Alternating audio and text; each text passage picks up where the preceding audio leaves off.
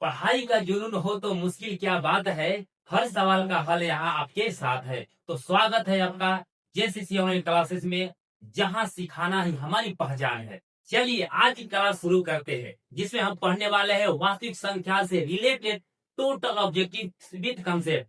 ठीक है, तो आइए देखते हैं क्वेश्चन नंबर 1। यहाँ पर हम देख पा रहे हैं कि यदि ए और बी अभाज्य संख्या है तो ए और बी का लसाअ क्या होगा। ठीक है, यहाँ पर दिया हुआ है, जरा सा ध्यान देंगे कि ए एवं बी कोई अभाज्य संख्या है। तो जब ए और बी कोई अभाज्य संख्या है तो उसका लसाअ क्या होगा। अभाज्य संख्या हमेशा याद रखिएगा कि अभाज्य संख्या का गुणनफल ही लसाअ होता है, और डायरेक्ट आप गुणा कीजिएगा तो आप बता सकते हैं कि यहाँ पर क्या होगा, ऑप्शन नंबर सी होगा। तो देखिए यहाँ पर थोड़ा सा ध्यान दीजिएगा।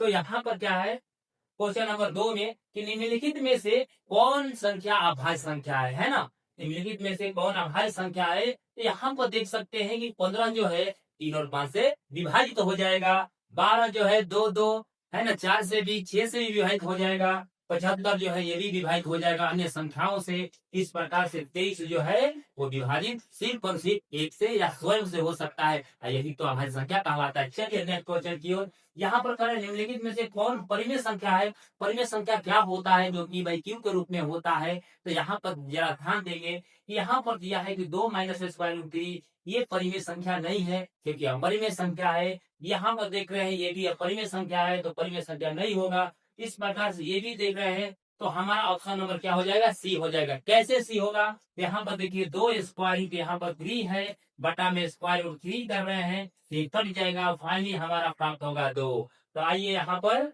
देख सकते हैं कि ऑप्शन नंबर सी जो है यहाँ परिमेय संख्या प्राप्त हो गया। तो चलिए हम नेक्स्ट क्वेश्चन की ओर। यहाँ पर देखिए यदि 65 तथा 117 का मौसा जो है, यहाँ पर देखिए 65 एम और एक माइनस 117 दिया हुआ है। तो देखिए ये एक रूप है जिसका मौसा है, यानी कि इन दोनों संख्याओं का मौसा जो है इतना दिया हुआ है। सबसे पहले इन दोनों संख्याओं का मौसा निकालिए, यानी 65 का कहिएगा, यहाँ पर क्या हो जाएगा 13 पाँचे 65 हो जाएगा। 117 का कीजिएगा, यहाँ पर क्या हो जाएगा देखिए, यानी कि 3 गुने 3 9 हो गया, 13 नवा 117 यानी 117 हो जाएगा। अब यहाँ पर देखिए HCF क्या होगा, आप ध्यान से देखिएगा।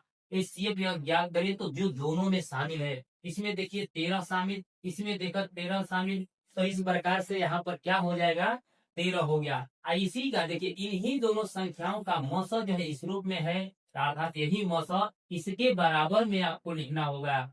यहाँ पर हो गया कितना 117 हो गया। इस प्रकार से देखिए 13 117 जो है माइनस में है, इस पर लाएंगे तो कितना हो जाएगा, देखिए 117 हो जाएगा बराबर यहाँ पर 65 एम हो जाएगा। इस प्रकार से यहाँ पर कितना हो जाएगा 130 हो जाएगा, 65 एम हो जाएगा। इस प्रकार 65 दूना क्या हो जाएगा, देखिए यहाँ पर 120 हो जाएगा। तो एम की वैल्यू क्या हो जाएगी, यहाँ पर 2 हो जाएगी।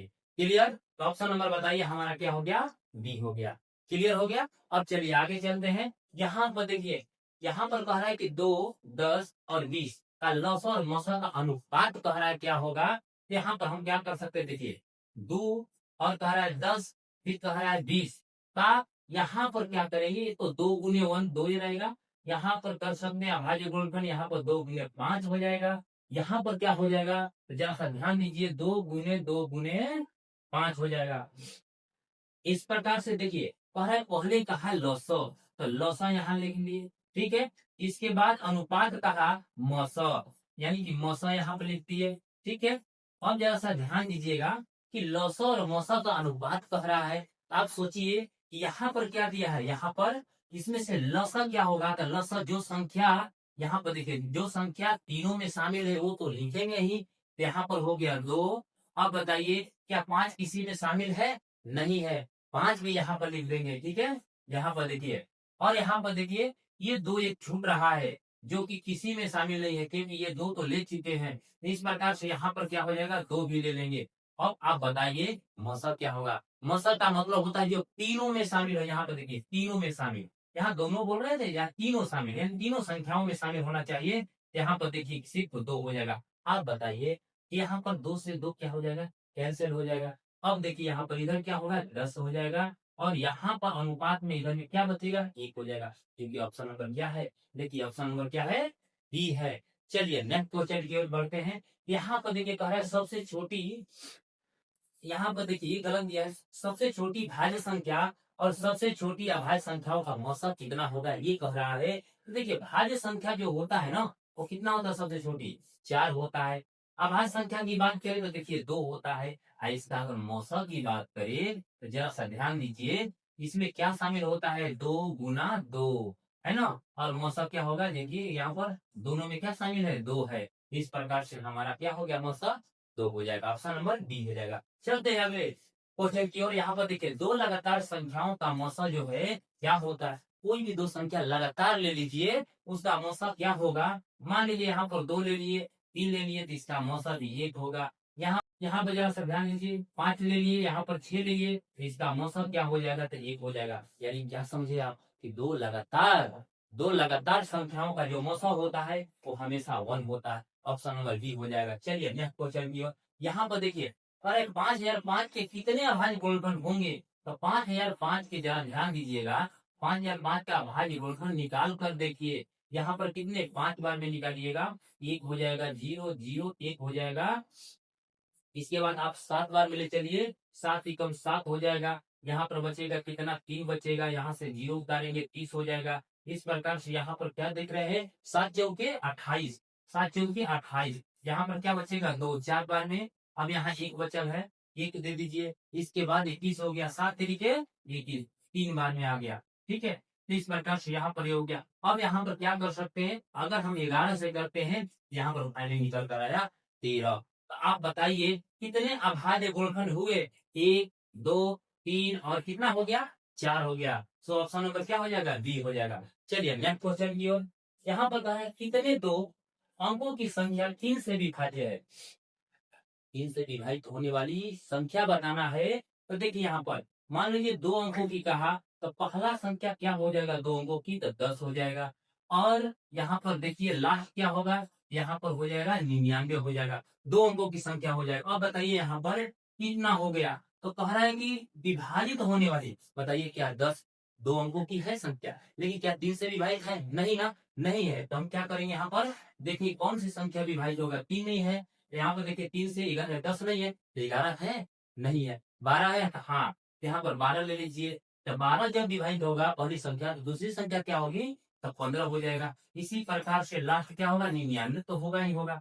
तो देखिए एक संख्या होता है, देखिए फॉर्मूला क्या होता है, एक सूत्र होता है कि विभाजित होने वाली यानी कुल संख्याओं की संख्या कितना होगी। तो देखिए यहाँ पर तो विभाजित होने वाली संख्या यहाँ पर होता है कि लास्ट, एक फॉर्मूला होता है लास्ट माइनस फर्स्ट वाई, क्या होता है यहाँ पर, डी होता है। डी क्या है, जो डिफरेंट है, यानी कि इसके बीच ना अंतर है। ठीक है, तो अब देखिए यहाँ पर प्लस 1 कीजिएगा, ये हमारा फॉर्मूला है। आप बताइए, आपको पूछ रहे हैं, आपसे पूछ रहे हैं कि आप बताइए यहाँ पर लास्ट क्या है, 99 है, क्या है, 99 है। माइनस पहली संख्या क्या है, फर्स्ट वाली संख्या, यहाँ पर 12 है। अब बटा में डी क्या है, कितने कितने का अंतर लेकर चल रहा है, तो भाई 3 से डिवाइड हो रहा है, तो 3 का अंतर ही लेकर चलेगा ना। यहाँ पर 3 दे दीजिएगा, प्लस 1 दे दीजिएगा। इस प्रकार से यहाँ पर देखिए, इसमें से आप घटाइए तो 9 में से घटेगा 2, यहाँ पर हो जाएगा 7, 9 में से 1 घटेगा, हो जाएगा 8, यहाँ पर नीचे उतरेगा 3, और यहाँ पर हो जाएगा 1। इसे घटाइए ना, इसे घटाइए, कितने बार में होगा, देखिए 29 बार में। 3 गुना के 6, 2 बचा, 9 दिया 27, यहाँ पर देखिए 29 से कितना हो गया, 30 हो गया। तो आपका आंसर कितना होगा, बोलिए ऑप्शन नंबर क्या हो जाएगा, बी हो जाएगा। चलिए नेक्स्ट क्वेश्चन की ओर बढ़ते हैं। यहाँ पर देखिए कहा है दो संख्याओं का गुणनफल जो है, यहाँ पर देखिए कितना है, कितना दिया हुआ है, 8000, ठीक है, 8670 दिया है। दो संख्याओं का गुणनफल और उनमें से मौसा दिया है इतना, तो लसा क्या होगा। आपको बता दें एक फॉर्मूला कि लसा बराबर होता है जो एलसीएम बराबर क्या होगा है, तो दो संख्याओं का गुणनफल, दो संख्याओं का गुणनफल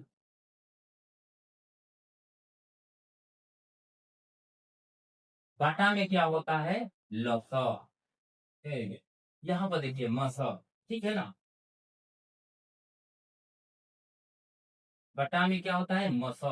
अब जरा सा ध्यान दीजिएगा, इस प्रकार से दो संख्याओं का गुणनफल यानी कितना है, तो यहाँ पर है 8670 है, बटा में कितना है, 17 है। अब 17 से भाग दीजिए, यहाँ पर देखिए 17 से भाग देंगे, 17 पचे 85 के 5, हासिल 1, 17 एकम 17 जीरो हो जाएगा, यानी यहाँ पर हम कहेंगे 510। हमारा ऑप्शन नंबर क्या होगा? देखिए ऑप्शन नंबर बी होगा। ठीक है, चलिए